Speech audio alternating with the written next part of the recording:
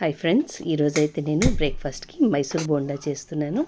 దానికోసం కడాయిలో ఆయిల్ వేసుకుంటున్నాను. ఇక్కడ ఈ మైసూర్ బోండాకి పిండిలో నేను అర్ధ కిలో మైదా పిండిలో పావు కిలో పెరుగు 2 టేబుల్ స్పూన్ల బియ్యం పిండి, 2 టేబుల్ స్పూన్ల ఉప్మా రవ్వ కలుపుకొని కొంచెం పచ్చిమిర్చి జీలకర్ర వేసుకొని కొంచెం వంట సోడా వేసుకొని ఒక గంట పాటు నేను ఈ పిండి అనేది నానబెట్టుకున్నాను. ఈ మైసూర్ బోండాకు పల్లి చట్నీ చేశానండి.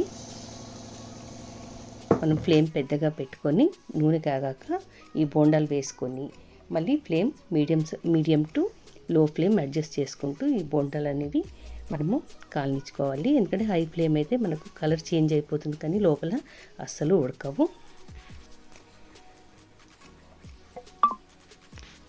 ఈ బోండాలు వేడిగా సర్వ్ చేస్తే చాలా బాగుంటాయండి.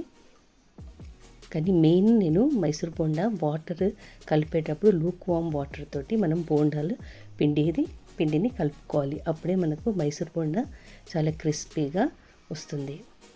మనం మామూలు వాటర్ తోటి కలుపుకుంటే బోండాలు అన్నిటికీ సరిగ్గా రావండి. ఇలా నేను చిన్న మంట మీదనే నేను ఇలా కాల్చుకుంటున్నాను. కొంచెం కలర్ చేంజ్ అయ్యే వరకు ఇలా కాలనివ్వాలి.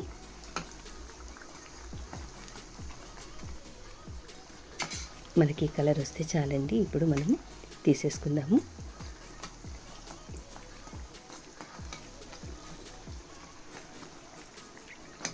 పిండి మనం నైట్ కూడా నానబెట్టుకోవచ్చండి, కానీ నేనైతే 1 అవర్ బిఫోరే నానబెట్టాను. నైట్ కూడా నానబెట్టుకుంటే మనకు బోండాలు అనేటివి చాలా బాగా వస్తాయి. అప్పటికప్పుడు ఒక 1 అవర్లో మనకు బ్రేక్ఫాస్ట్ ప్రిపేర్ కావాలంటే ఈ మైసూర్ బోండా మంచి బ్రేక్ఫాస్ట్ అండి.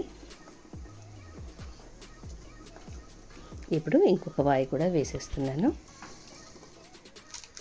ఇదో ఇలా రావాలండి. మనకు చిన్న మంట మీద మీడియం టు లో ఫ్లేమ్ అడ్జస్ట్ చేసుకొని కలుపుకుంటే పిండి అనేది ఇలా బోండా గుల్లలుగా వస్తుంది. లోపల మెత్తగా, బయట క్రిస్పీగా ఉంటుంది.